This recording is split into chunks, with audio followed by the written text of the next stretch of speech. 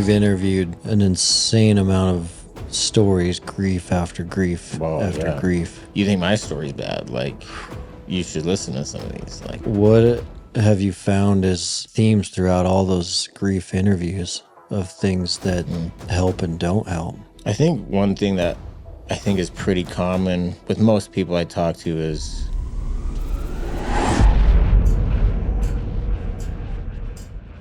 What is up, everyone? Welcome back to another episode of the Mountain Tough Podcast. I am Dustin Defender, for your host and CEO, and thank you so much for being here. We love seeing you dive back into these episodes week after week, and it is our goal every single week to bring you an inspiring guest that helps you with that mental toughness, that mental fitness, that mindset, so that you can use these tips and tricks and apply them to your own life, so that you can stay dangerous and so that you can live always ready.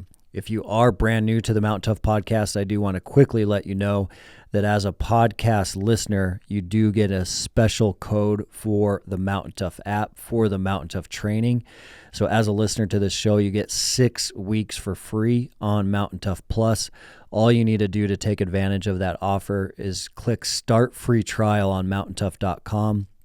Then just enter the code MOUNTAINPOD. That's MTNPOD, all caps, all one word. That will get you going for 6 weeks. Shifting over now to today's guest, this was a special episode. I recorded this episode not from our own home studio here in Bozeman, but I was able to go down to Salt Lake and record this studio live from Mason Sawyer's studio. So I was sitting in his studio. I recorded an episode unpacking his mindset and what he is focusing on now with his show. This is a deep, deep episode. Mason experienced a devastating accident, and it actually resulted in the loss of his wife, 2 of his children, his brother, and his nephew. So one single car accident, he lost all of those family members. It was during a sandstorm in Utah about 4 years ago. Through this whole tragedy, he did have a young son that survived. So his son was around 3 at the time of the accident and is now around 7. But he did lose his wife, 2 other children, brother, and nephew. So he's been navigating this huge, huge trauma, all of this grief. As he's been navigating that, he did start his own podcast called the 1090. And it's based on the 1090 principle, focusing on how we respond to life's challenges rather than dwelling on what happens in the past.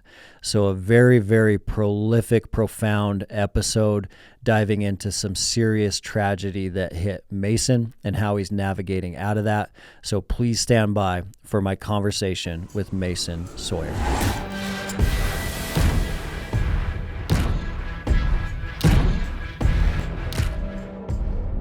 Down in your studio today. yeah, dude. What do you think? I like it. It's awesome. This is the first one I've done not in my own studio. Oh, is that right? Switch. Yeah. Yes, this is actually Ryan's wife's tattoo shop, Cultivate Tattoo, and then Ryan, he has his own little business now. But yeah, we record 1090 records out here. I just like that it's above a tattoo shop. Yeah. I just think it's kind of grunge, kind of cool. Maybe I can talk you into a tattoo after. We'll see what happens. Like, we'll get a matching tattoo. I don't know. Everyone gets a tattoo that comes to the 1090. Yeah, like that. How cool would that be? That would be cool. Start a trend. Probably lose a lot of guests, though. Or we'd only get a certain type, but I like the idea. It's awesome. But yeah, glad to have you, man. Yeah, thanks for sharing your studio. We just did a recording for your show, diving into Viktor Frankl. Love that guy. Man, that's one book I have to like reread every couple of years. Yeah, when you brought it up, I was thinking, I actually haven't read it since after the car crash with my family. Like, I haven't even, like, this version of Mason hasn't even been through it. And that just sounds sad. I got to go through that book again. Mm-hmm. But yeah, it's such a good one. It is wild, like the idea of no one can take away our ability to choose our attitude. That's because, we talked about it on your show, the one mindset, anxiety, depression piece of advice that you hear over and over and over again is control what you can control. Don't worry about what you can't control. That's the serenity prayer from Al-Anon. Control what you can control, and then pray for wisdom to know the difference. But if you think about that on steroids, it's like if you're getting caned with a stick, the only thing left you have to control at that point is your attitude. That literally no one can take that attitude away from you. No. And he proved that in a concentration camp, which is crazy. Yeah, it's like the ultimate version of that, I think. Like, I don't know if there's anything worse than what he went through, and to be able to say that impacted the world. Maybe he'll never even know. Like, who even knows? But yeah, the ripple effect of one man acting that way can be powerful, man. And it's also true. And it's also a shitty truth. It's like, it's not a good story what happened to him. It's terrible. But I mean, and I think praying to know the difference, that's acceptance to me. Like, that's really the hard part of really focusing on what you can't control, is accepting how little of it there is to control, if any. Like, I don't really know how much control we actually even have at all. And, people use different terminology for that, like whether it's, accept God's will or accept fate or whatever it is. But we all understand that there's this part of life that we have zero control over, and it's terrifying. And I think some of us like to feel like we're in more control than we are. And whether that's flipping over tarot cards or being superstitious or believing zodiacs or believing in a god or believing in whatever it is, we just really crave this feeling of being in control. And like the podcast we just had, just thinking about the difference of mental toughness versus physical toughness. I think that's what mental toughness is accepting, like, hey, we're hunting. And a big part of this hunting success is just luck. Maybe the deer or the boar or whatever the animal is might just walk right up in front of us. Might hit our car while we're driving. And then other people who are pros can't find a damn thing all day. And so I think just accepting that part of life is lucky or unlucky or fate or not fate is scary and hard. But I think if you can accept that, it allows you to experience the part of life that you have somewhat control over. And usually that's your mind. Usually that's your own thoughts. And not, you can't control other people. I don't even know I'm just rambling now. I don't know what the question was, but. No, that's good. Yeah. Yeah, because control what you can control. Don't worry about what you can't. It is an interesting point you bring up, that if you really boiled that down to its finest point, you can only really control your thoughts, attitude, and actions. Your breathing. You can control your breathing. That's why that's powerful, I think. Until you're dead, obviously. And then, your thoughts, which ultimately would lead to actions. But we're in very little control. Do you find some beauty in that at all, though? Because if our whole life was planned out and we knew everything that was going to happen, that would be so boring and plain. Yeah. Yeah, like for me, like the car crash with my family, or let's just say life, like just life in general, like it doesn't mean anything. There's no purpose. There's no point. My family dying in a car accident because of a sandstorm. There's no rhyme. It's just chaos. And it's up to you to make it mean what it means. And what makes life even weirder is the car crash that affected my family will mean something different for me than it will for my other brother, my sister, my parents, my in-laws, Courtney's friends, my kids' friends. Like, it'll hit and impact and how our eyes perceive it.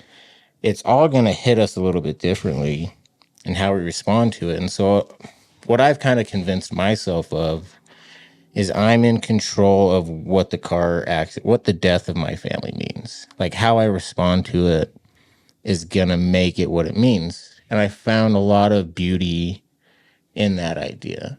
I have. And it's an idea that motivates me.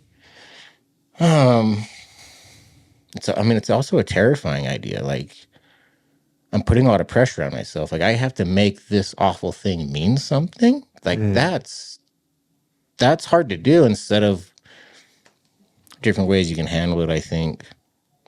So that's kind of something that, it's either that or I just lay in bed, like, just being sad and mad about things I can't control and thinking about the future we won't have or the past that we did have and just living in that form of denial, which I think it needs to be talked about because I think those emotions need to be respected, but it's not helping my son. It's not benefiting anyone being stuck in that mentality for too long, even though I do think it deserves to be said and talked about and respected.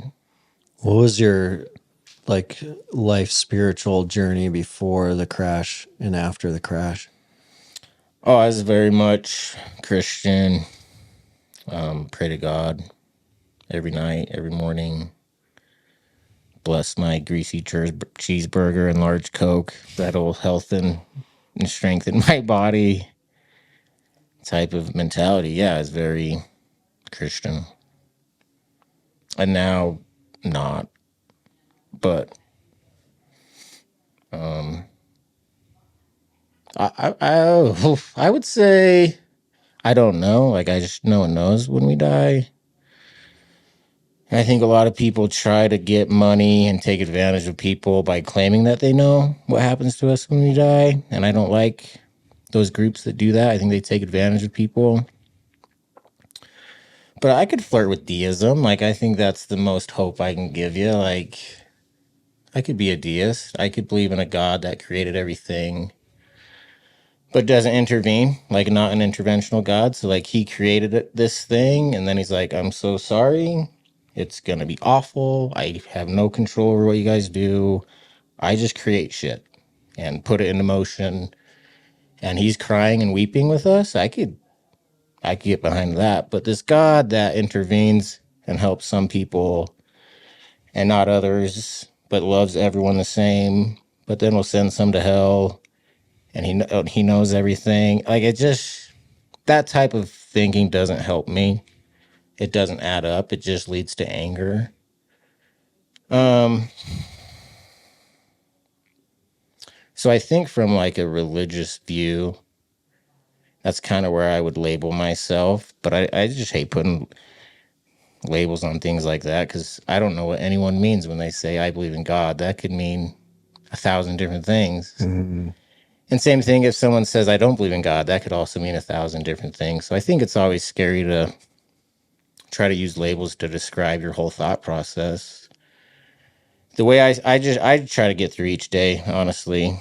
That's how I see it, is what can we do to get through today? And if we get another one, that's cherry on the top. Yeah, so that's kind of where I'm at with all that stuff, I think. Yeah, it's helpful to know. Yeah, and I think it should be rare. Like, I don't know, though. Like, that's the other thing with grief is I don't trust myself at all. Like, I prayed to God, should Courtney be the girl I marry? Yes, was the answer I got. Should we have kids? Yes. Should I take this job? Yes. Should we move here? Yes. And then boom, car accident. So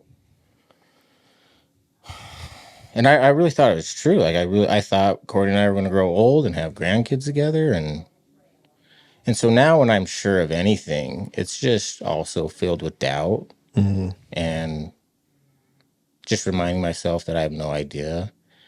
And the last time we were so sure of something, it blew up in our face. So maybe let's just calm down with the being certain of something that no one can be certain of. Yeah, those are some of my thoughts on that. Yeah, it makes me wonder about two spiritual things. One is if this life on this earth is a vapor, then you are reunited with your family for a much longer time than the shortness of the time without them in the grand perspective of things. Would that feel different in hindsight a long time from now? That's a difficult one to like think through, but it just made that question cross my mind. And then the second one I was just wondering about is like,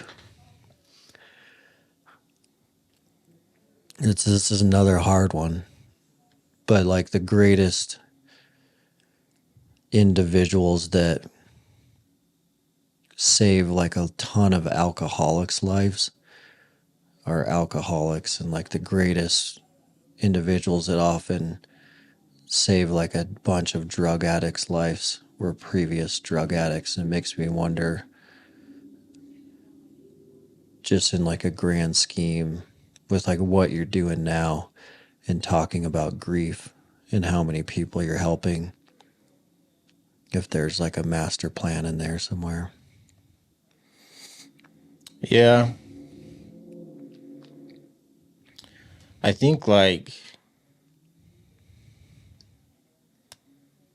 it's hard to know where to start this question because I think one of the gifts of losing so much is empathy. So just this ability to like see someone and maybe how they were brought up and raised and why they would think that way. Mm-hmm. Instead of just regurgitating what I think is true, and I don't want to not be right because that's scary and I don't want to have to change. And so, we just confirmation bias over and over because we don't want to change how we think. And so I understand like believing in God and, child has cancer. That's tough. Like, how do you not tell that kid that there's God and you'll be happy after you die? Like, don't you just want to tell him that? Like, you don't want to tell the parents, like, yeah, this is all there is. And your kid had cancer for all there is.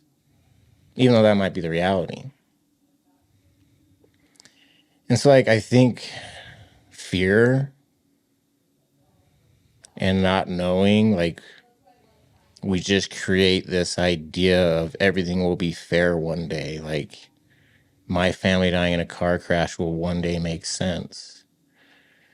Or, we talked about Vogel at the beginning, like the Holocaust. Like, I don't think that's ever going to make sense. That's never going to be okay.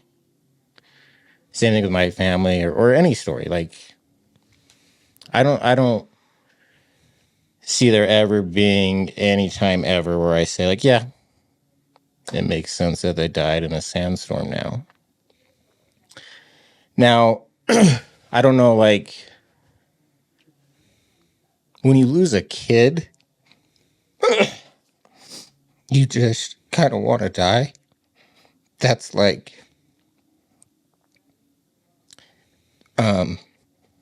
just the feeling of it. Like, I should be dead.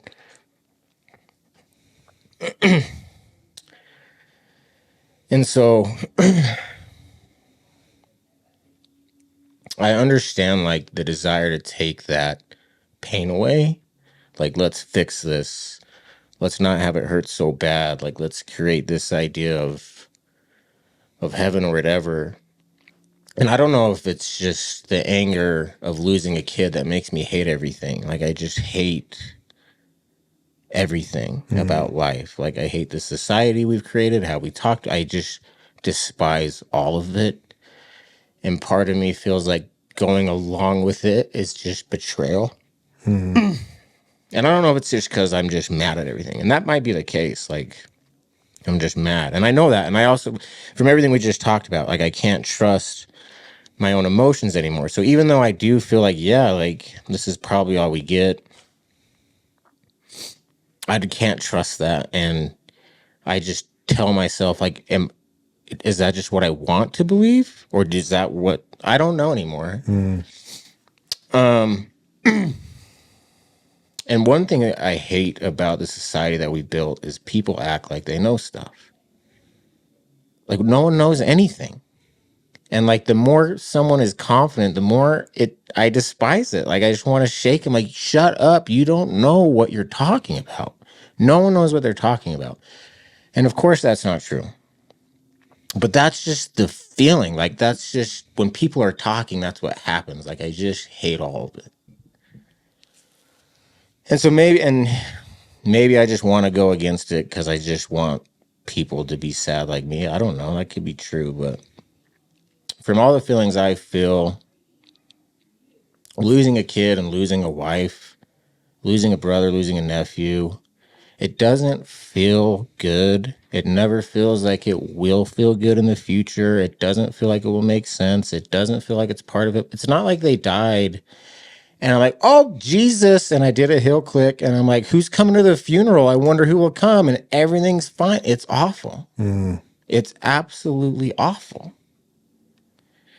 And I think some comments that you can easily make that just quickly reveal how our society doesn't make sense, and especially how we talk about grief and trauma, is when someone tells me my kids are in a better place. Like, oh, your kids are in a better place. And I learned this from my friend Colin Campbell.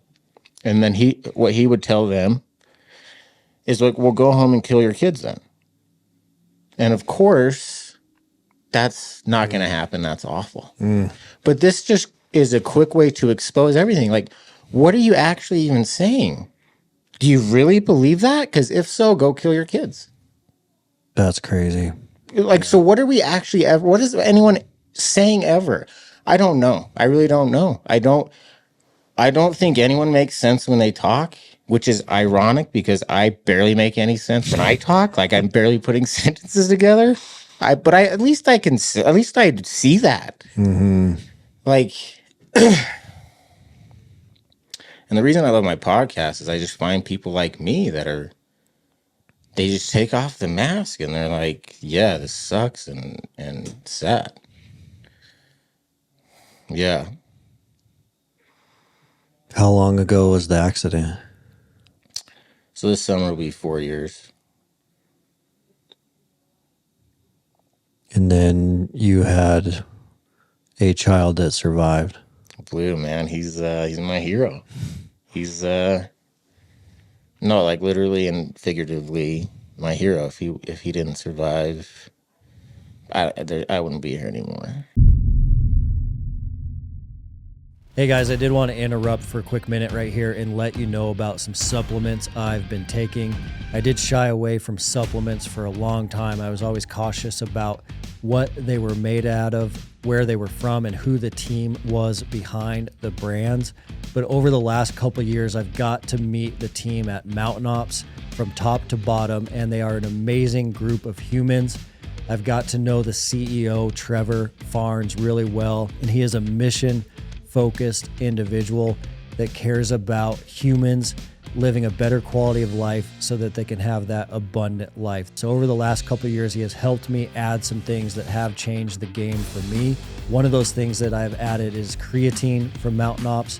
It helps me maintain some muscle mass, but also it's a big player in cognitive function, one of the most researched supplements out there. Also, I've added reds, greens, and protein, all from Mountain Ops. What I found as a busy professional, always on the run, I do eat a whole foods diet for breakfast, lunch, and dinner, but on the go, it's hard to get enough vegetables, fruits, and protein. So I've added that from Mountain Ops, and it has significantly changed the game. I can feel it in my performance. I haven't got sick for a long time, and I can certainly feel it in my mental clarity as well. The last thing I've added is the Mountain Tough Hydrate product for the backcountry, for hunting season. When I'm in the hills, I do run short on those electrolytes. We even have a Mountain Tough flavor, the Mountain Tough Lemon Lime Hydrate, and that is a game changer for hydration in the backcountry. So I keep it really simple. That is all I've added to my protocol, and it has certainly helped me, and I certainly believe in the team and the culture behind Mountain Ops. They have started an initiative that's been around for a while called Conquer Hunger. Conquer Hunger is giving meals to hungry kids that aren't getting enough food, and they've given out over 6 million meals plus to kids through their Conquer Hunger initiative. So every order that happens at Mountain Ops, a percentage of that order goes to Conquer Hunger. So certainly an incredible company, an incredible culture. As a listener to the show, you do get an exclusive offer to Mountain Ops, so make sure you check that out. The offer is incredible as a first-time purchase at mountainops.com. So build your order if it's your first time. They are offering you a 20% exclusive discount. All you need to do is enter the promo code Mountain Tough, all one word, all caps, for 20% off your first order at mountainops.com.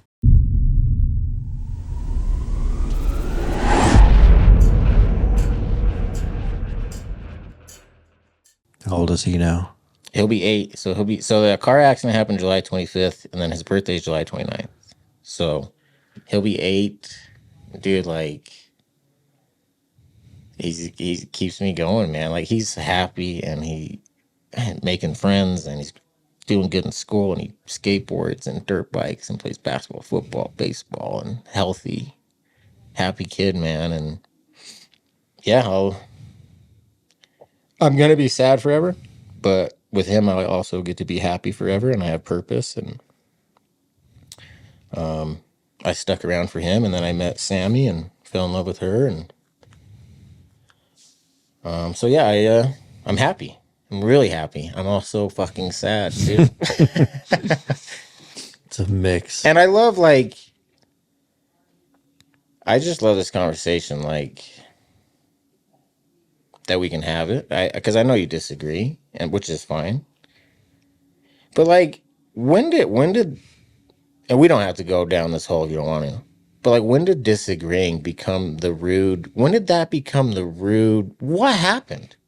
I can't with that. Like, I disagree. Like, what? I can disagree with your God. I can disagree. That's America. That's the whole point. Mm-hmm. I can have whatever belief I want. I don't get why you can talk about God all the time. And then if I say, like, no, I don't know. It's like this guy's, Satan's got a hold of this guy. Like, I'm a good dad. Like, I'm a good guy. Like, this, it's weird, man. Like, when did that happen? When did some of my closest friends, we just disagree all the time. That's part of having a friend. You just argue. Yeah. And it's great. And like, I don't know. This is another reason why I love podcasting. And it's another reason, I don't know if I said it in this episode or the one before, but so many people just hate each other because they're talking to each other through Facebook. Mm-hmm. Like, if you would actually sit down with the person you think you hate, you'd probably have 99% of things in common, and you'd probably like each other. Honestly. Yeah.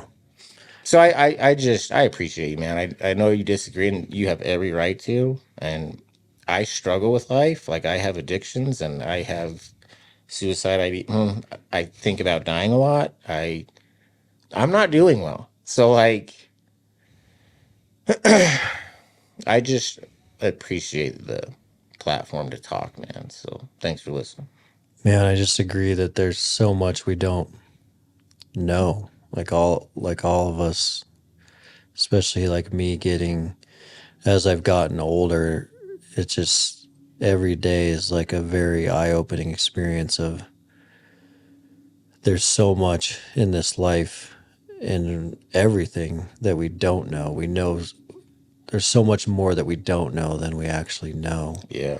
And I think when two people can have a conversation, and just from that is like one of the foundations that there's a lot we don't know, and we're all learning every moment of every day. And coming from like a perspective of not knowing helps with like our humility, and then so many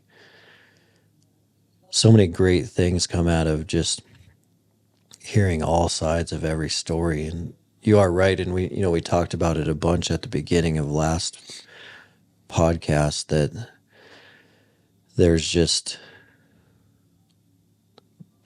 society's just kind of at like this tinderbox moment right now where everything's a argument and everything's polar one side or the other Yeah, side. like, holy, can you, like, yeah, keep going, sorry. But I think it's like there's a lot of great things that come out of just unpacking all sides and then seeing where things land in the middle, which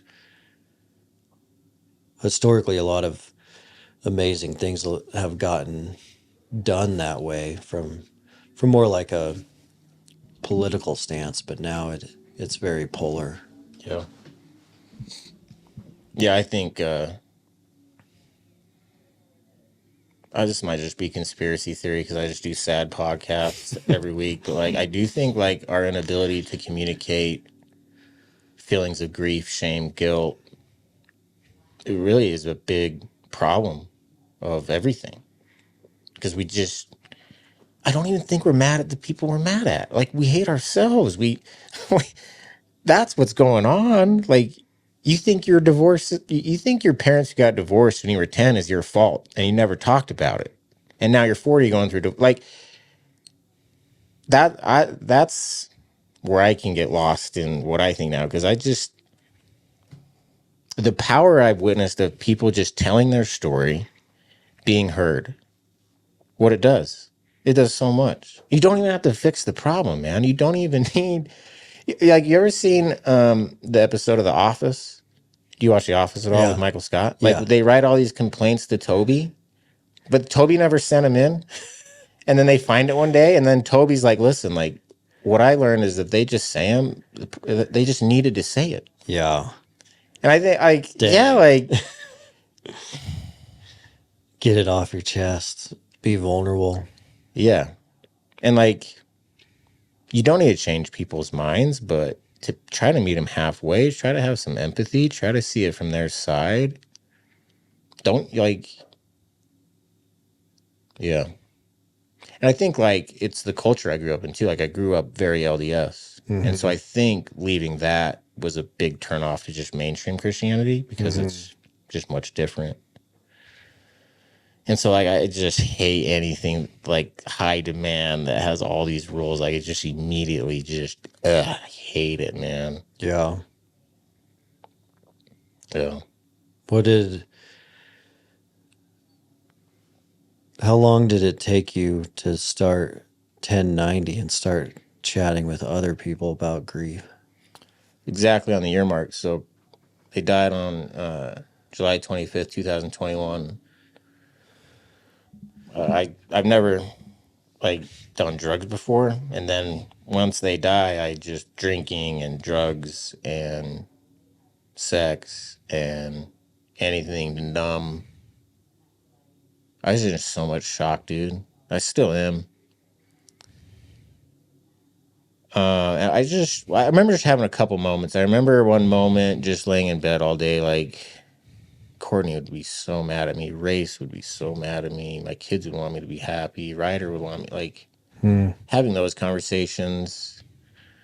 I remember, like, I'd try to take sleeping pills at like 12 or 1 in the afternoon just to be done with the day. Cause I'm like, I'm done for the day. So I'd make sure Blue was taken care of with a babysitter. Usually Courtney's sister, my in-laws, parents, whoever. I had a bunch of help. I just remember like waking up from like this long nap, and I just didn't know where Blue was, my kid. And I just remember like, I just remember hating myself, like, and just like being disappointed in myself.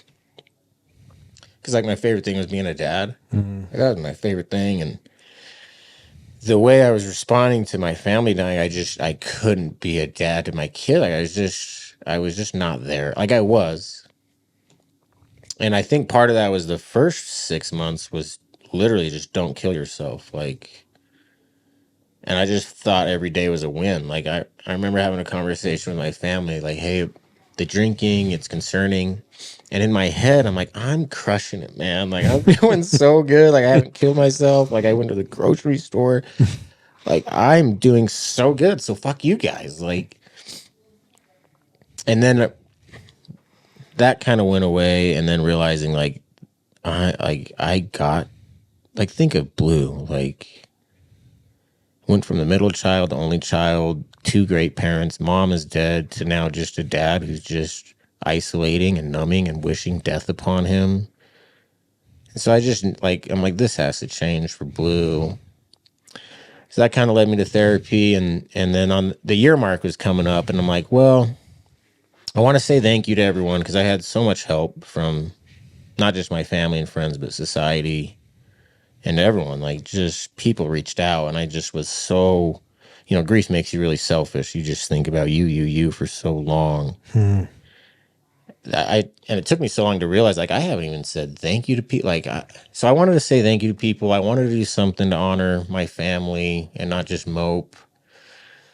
And I wanted to help people.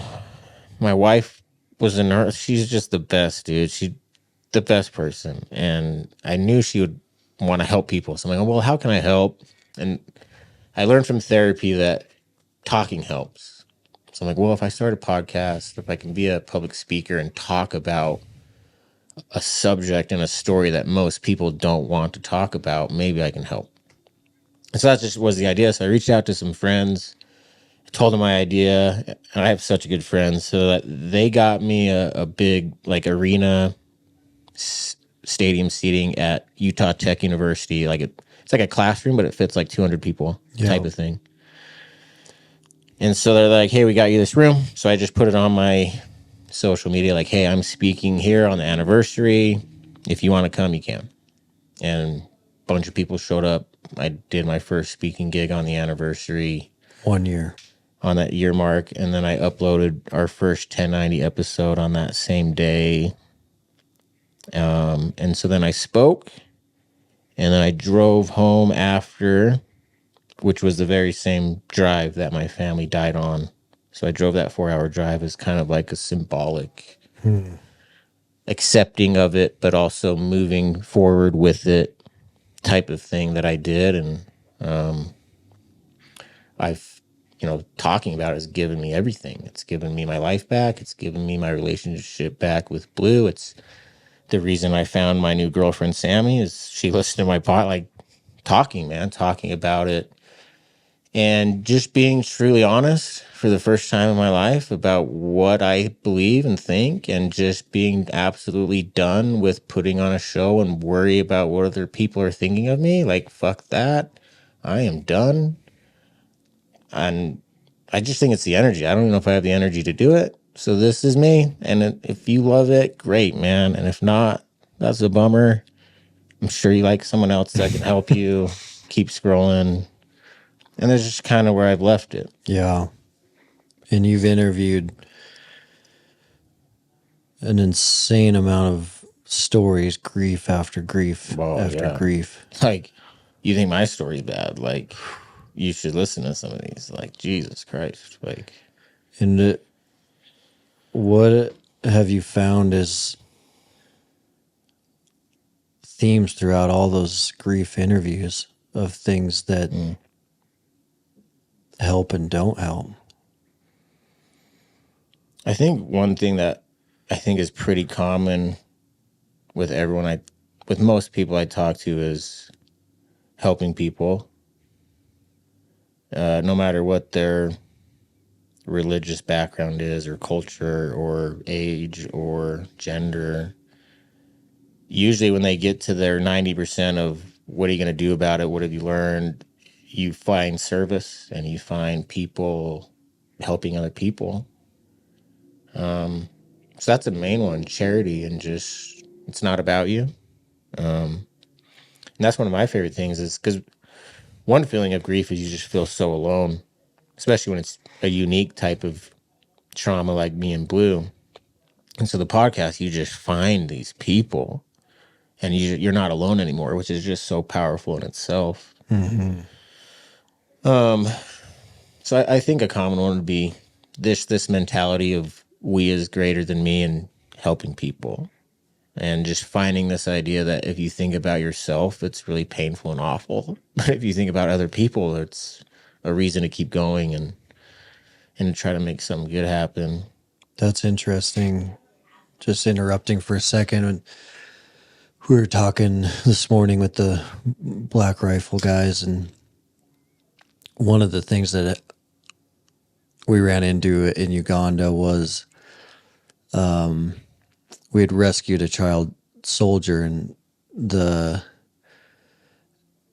LRA, which is the Lord's Resistance Army that was ran by Coney, the way that they would get child soldiers is they would go into a village, line up all the like 11, 12, 13-year-old boys, and then they'd hold a revolver to their forehead, and they'd say, "Do you want to join the LRA?"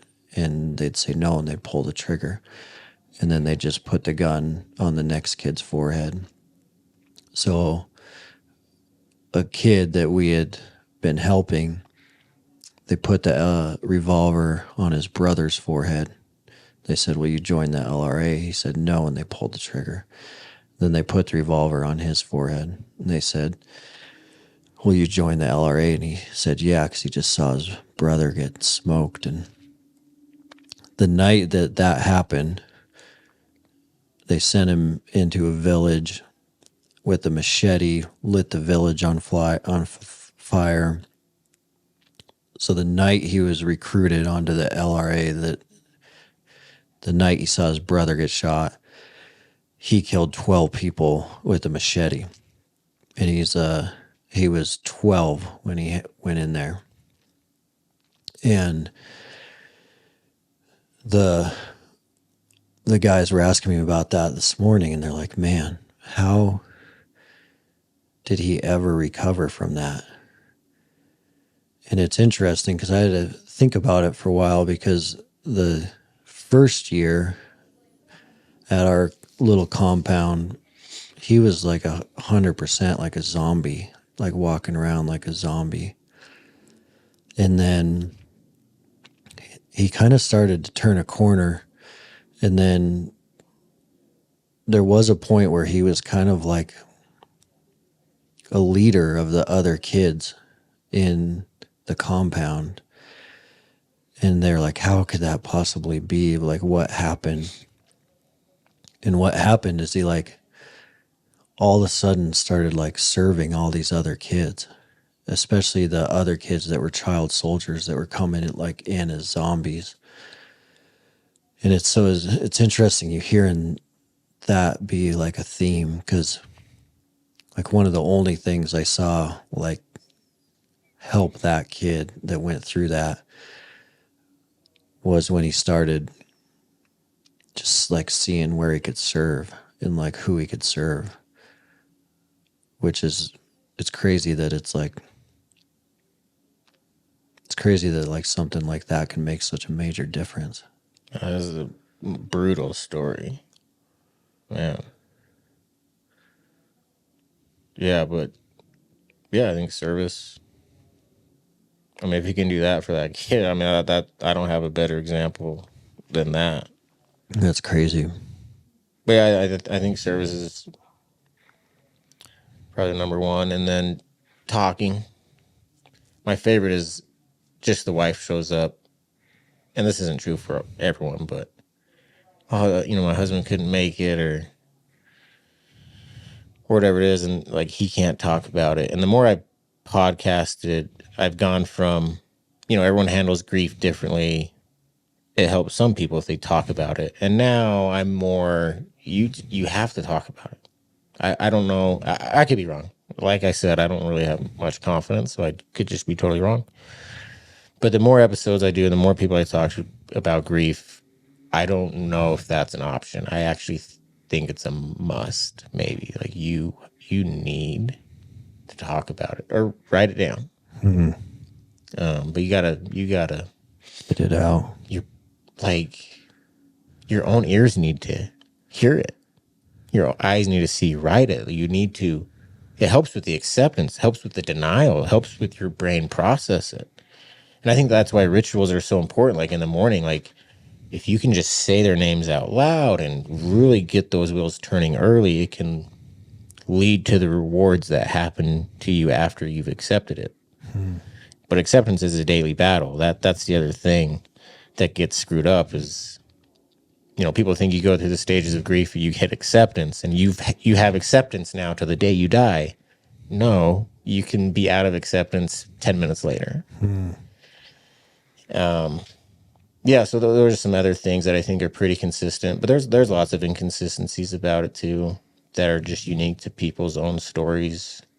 And I think that's where empathy comes in. Like, how do I even pretend to know what these people should be doing if I haven't experienced whether, like, can you imagine being that kid you explained? No. Like, could you even, so how do I ever have a judgment on them? That level of empathy I enjoy about myself. And that's something I didn't have before. I think I had sympathy. I could try to imagine what it's like, but empathy is different. Empathy is you feel it for them. There's no effort required. It hits you. You don't have to try. Yeah.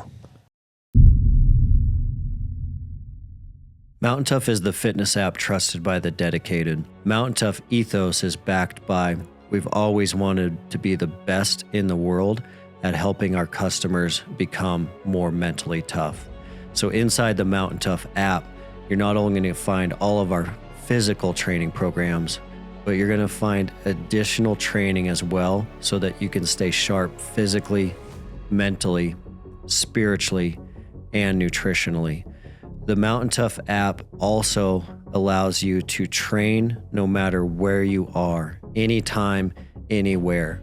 Additionally, the Mountain Tough app is going to have programs from beginners all the way up to elite athletes. And all of our programming is structured in a way that you can start with no gear at body weight, and you can go all the way up to programming that is full gear.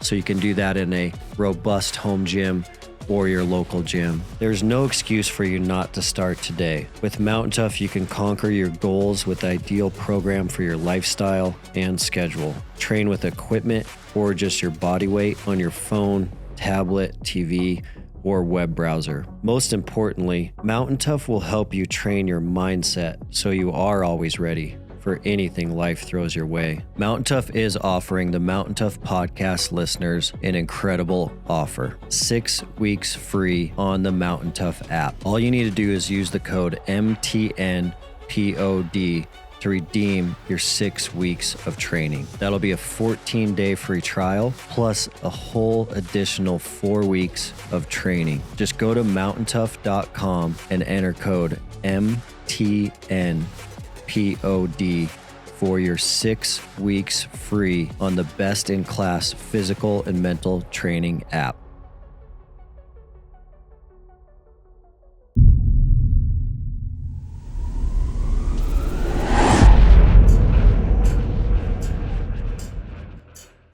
So there's good parts about the shitty stuff too,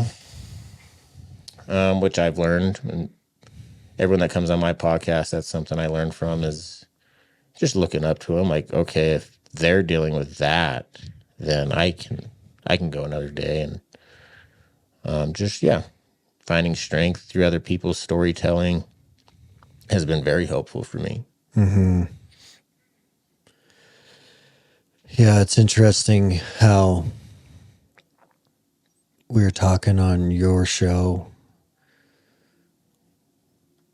Mountain Tough has been trying to unpack this concept of mental toughness and mindset. And mindset is overcoming pieces of adversity and how you're going to react.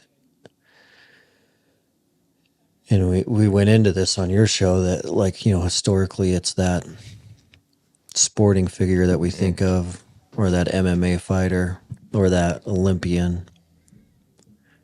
But I think, like, what you went through is kind of the most extreme level that you could imagine of like mindset, like stress testing. You couldn't really think of anything that's gonna like challenge you mentally more than what you experienced with that car wreck. Do you like think much about that, of like how you were able to come out of that mentally, or do you feel more like it just is this day by day continuous battle? Yeah, I don't feel mentally tough. I feel mentally weak. I feel mentally exhausted. I cry a lot. Maybe a good example that I just experienced is I want to be like a grief coach, but I hate calling myself a coach because I don't know what I'm talking about. So I try to avoid it. So I'm like, all right, I'm going to have to go back to school and just get a degree in being a therapist because I can't call myself a coach. And so I sign up for this online degree. And man, like, I'm putting in work. I write my bio. I tell them why I want to do it. And they respond back like, you didn't reach the word count. You need to add 200 more words to your bio. And I got so mad. I didn't even finish the application.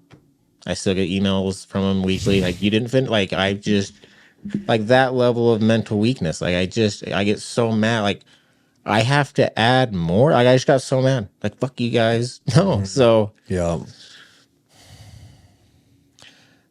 so I feel like I'm just trying to keep my head above water.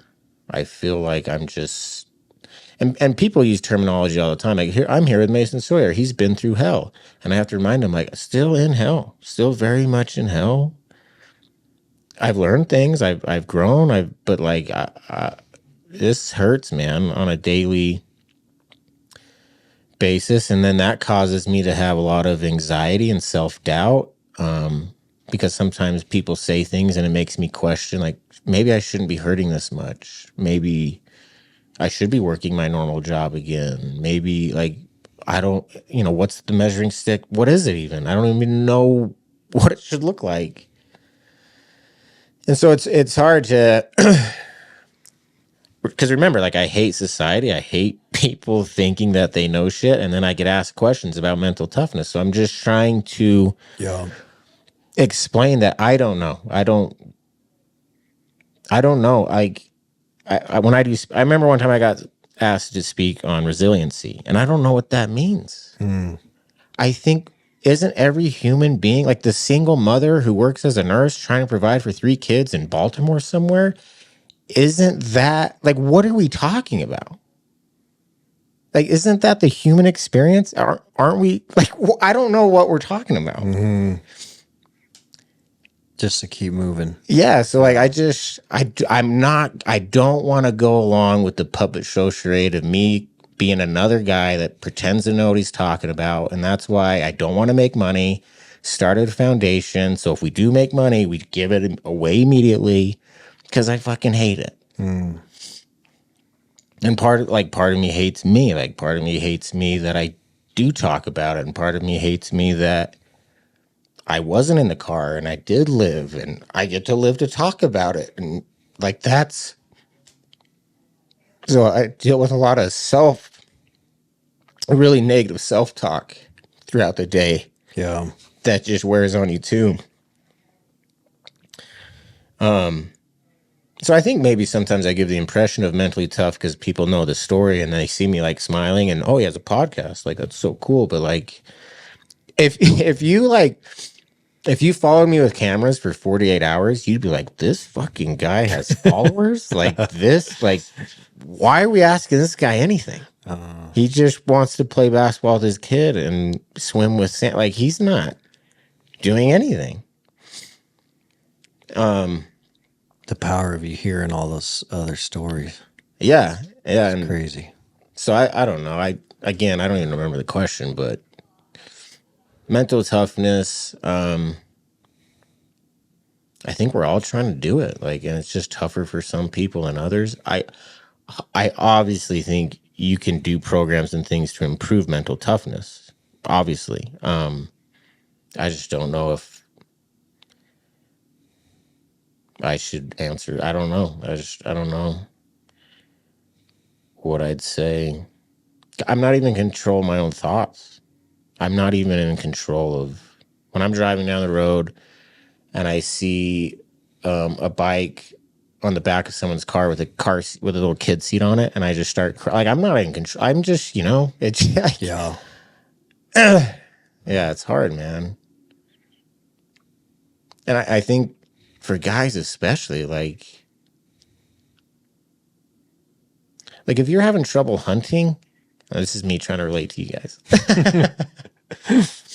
And someone's like, can't find anything today, or like whatever you say, I don't know.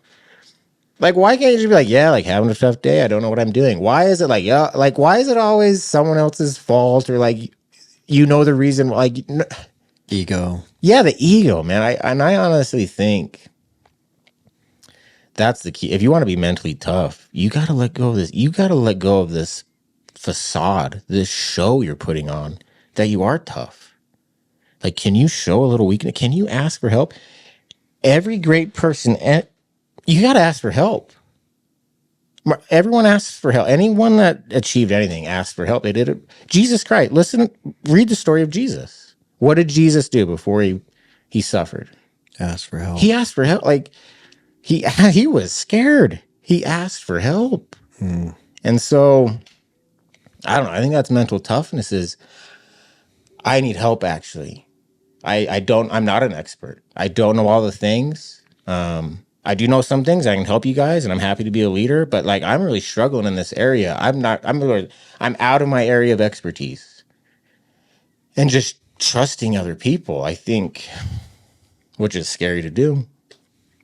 But those are some of my thoughts about, like, stop lying. If you're mentally tough, stop lying to yourself.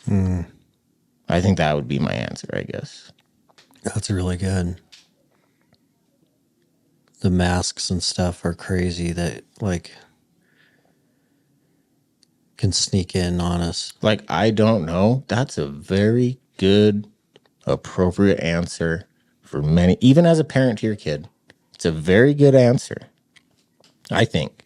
Like, you don't have to pretend like you know. Like, I don't know. What do you think? Yeah, the vulnerability. Yeah. Is there any component that like did it feel really freeing to you to stop worrying so much about what everyone else thinks? Yes, but then it's tied to guilt that I feel joy. But yeah, I do. Yeah, the freedom of that. Just like the more you can not worry about other people's opinions. And like some people are like more people pleasers than others. Yeah. So I definitely find myself like leaning on the people pleasing side. I mean, I struggle with that too. Like, yeah. Like, I want you to like me. Like, I hope we were accommodating. I try to be like, yeah, I care about that stuff too. But like, I want everyone to like me. But if you don't, you're not going to have me chasing you around. Yeah. Like, sorry. Yeah. Like, I don't have the energy to do that. But And honestly, I'd understand it. Like, there, for every negative comment or thought someone has about me, I already have in my own head. So instead of being mad at them, it's just treated with sympathy and respect. Like, yeah, like that makes sense. I see why you'd think that. Or And so it's very easy to let that go. I've already been dealing with you all year. So like, you're not new. Yeah. So yeah. Do you like feel better this year than you did last year? Yeah, in some ways I do for sure. And then other ways it's worse. Just, Frankie would be 6, Riggins would be 10, Ryder would be 16. So in those instances, it's harder. Like, like all those empty memory, like, oof, like what would we have done? What would our kids have become? That stuff's harder. It gets harder as the time goes. And then other areas, it gets better. Gratitude starts to sneak back in. That's a huge one. Like, it's so hard to be grieving and have gratitude at the same time. At least for me, like that's been really hard. And so and that's one thing about accepting the pain and leaning into the pain and really feeling it is you find the gratitude on the other side of, wow, like I got to meet Courtney. I got to fall in love with Courtney. Do you know how many other guys got to do that? 0. That's how many. I got to have these like Riggins and Blue and Frankie. Like, so you start to feel appreciation and gratitude again, which can really help you handle the pain. But the pain came first, the agony came first, and then and now when I think back of memories on my family, it's not just crying. Sometimes I'm laughing and have a smile on my face. And man, it's so cool that we got to do that instead of just crying every time. Mm-hmm. But it's definitely still mixed. But that's one thing therapy's helped me is understanding that these emotions can coexist. Like, we can be miserable, but also happy. We can want to lay in bed forever and die and also want to go out and change the world at the same time. Those people can actually coexist in your mind. You just have to be really good at letting them both feel heard. So just trying to coach myself with my own parts and thoughts in my own head is very much what I do day to day. Like, if you have gratitude playing like basketball with Blue, then instantly you might have regret over that gratitude. Yeah. Or like just maybe anger, like Riggins should be here. What would Riggins' shot look like? Or maybe he wouldn't even like basketball. Maybe how funny it would be for me to want him to try to play. Like, you just spent all day, man, like going down what could have been, man. And it's a type of denial. It's denial because it's a world that doesn't exist. And by spending so much time in that world that doesn't exist, it's robbing me of being in the one that does. So just a balancing act. With your guests that are coming on your show, is there like a common thread of like drugs and alcohol making things worse? And like, is there wisdom in like trying to avoid that? Yeah, so the common themes that are not good, drugs and alcohol, for the most part. I had a really rare conversation with Haley yesterday about drinking, and she asked me, she's like, so how'd you get through that part of numbing? I'm like, oh, like I haven't. I drink and I smoke weed every day. And she just had this look of relief, like, oh, like I'm not the only one. And we had this conversation about how at the very beginning, alcohol kept us alive. Like, it was really the only thing that kept us from blowing our head off. And then we talked about, a really good metaphor that we use on the 1090 podcast is the metaphor of the raft. It's what is it? What, like a Buddhist, yeah. It's like a Buddhist story. Why can't I think of the word? Buddhist, whatever. Parable. But like the parable is you have to cross this river with this raft. It's the only way you can get across the river. Like this river's nasty. Like, you have to have a floating raft to get across it. So you take this raft, you cross the river, and now it's just desert land for miles and miles and miles. And you have to let this raft go, or else it will now kill you as you try to drag it in the dry desert for miles and miles. You have to let it go. And I think that's true for relationships. I think that's true for religion. I think that's true for many, many things in life. And I think it was true for my relationship. And maybe if I can speak for Haley, which is always scary to do that, but maybe for Haley as well, like in those early stages, it was a raft. Like, that's how bad it was. Like, imagine alcohol being a raft. But yeah, I think it was that dark. But obviously, alcohol is terrible, and it's not a long-term fix for anything. So yeah, I would definitely say drugs and alcohol would fall into the common thing that's not good, that people are trying to avoid when they're coping with grief, for sure. It's just much easier said than done. I don't drink every day, but I smoke weed every day still. Yeah. Yeah, I'm sure, like, to not go that direction.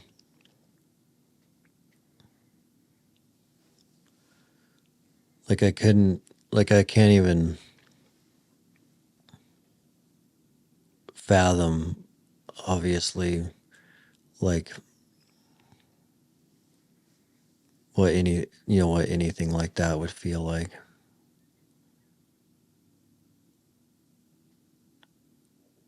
Like, the vulnerability in your story has been really, really helpful. I think just knowing that, I think you said it like early on in the beginning, just knowing that we're not alone is, I think about other issues that, like guys face related to other issues, whether it's like PTSD and, suicidal thoughts and depression and suicidal thoughts. With the Mountain Tough community, we definitely, like, once you find out you're not alone in that fight, or you're just not alone in the world with a similar problem, it is really, like, powerful when that, like, happens, when that, like, clicks, when you're like, wow, there is someone else out here that deals with the same thing. They're dealing with something similar, and they're just scared to talk about it as I am. Because like, when you feel like completely alone with whatever you're dealing with, it definitely feels like there's no way out. You're never going to find help. You are on an island. Or maybe you're crazy with how you're feeling. But as soon as you kind of connect with that one person that has a similar issue, it just kind of starts building a little bit of strength. Yeah, I think that's one of the gifts the podcast has given me is, it's kind of like you're stuck on this island and you're all alone, and then like, oh, there's actually people on this island. Like, you start finding like, that's Craig Lithgow over there in Australia, and there's Curry Bolger in Kansas City. Like, yeah, you just start going through. But again, that's all talking, man. Mm-hmm. Like, I got all that from talking, and I don't know if I ever say anything good, but the fact that like, that the part doesn't really matter. Like, if you are just true to yourself, you'll find your people. Like, that will take care of itself. But you have to put it out there. You can't be yourself in secret. Like, you have to, got to put it out there, man. And that's scary to do, because people are going to think whatever they're going to think. Mm-hmm. Yeah. The tribe of people fighting very difficult issues of grief that you have created just keeps getting stronger and stronger too, because not only do you have like the guests, but then all the listeners, that are going through their own similar but different issues of grief. Yeah. And then hearing other people talk about their story, I'm sure it gives them strength to someday or at some point in time tell their story. That's the goal. Mm-hmm. I think.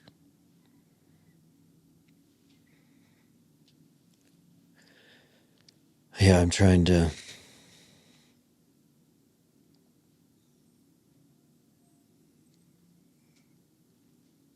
I think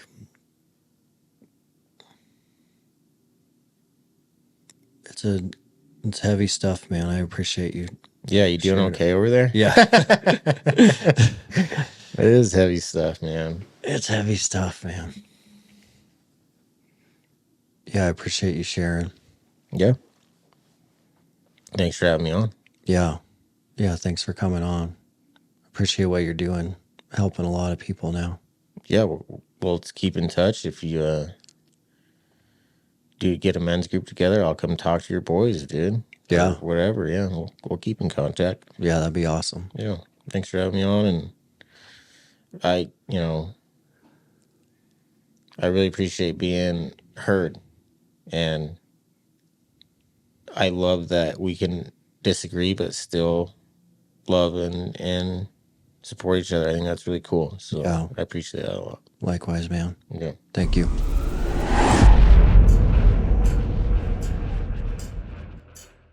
Man, what a crazy episode with Mason. Definitely a very unique story, as he's survived an unthinkable and very tragic event.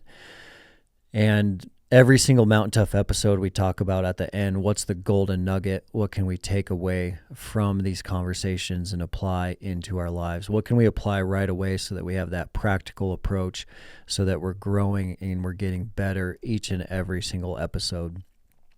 Mason had two big things that really stood out to me on the show. The big one was his change in empathy and how he's very empathetic now and all the people around him.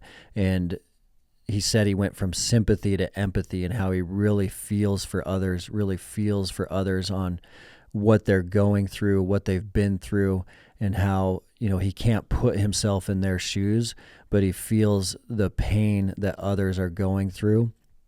That was a really big one, and he kind of connected that as well as with what he went through. He lost a lot of that feeling of caring what other people think about him, what other people are thinking about how he acts or how he behaves. So the tragedy, one of the positives that did come out of it is the empathy, but the other positive was he was able to just be real and kind of take the mask off and just live and act and behave and think about how he wants in a way more natural way. So two big golden nuggets there. Think about how honest and real and candid and transparent you are being with your own life, truly knowing yourself. That was a big one that came out of this conversation for me. Thanks for being here. If you are on YouTube, please do subscribe. Subscribing to these episodes means the world to us at Mountain Tough. It also is going to allow you to get notified every single time a new episode drops. Love you guys. Thanks for being here, and we'll see you on the next episode.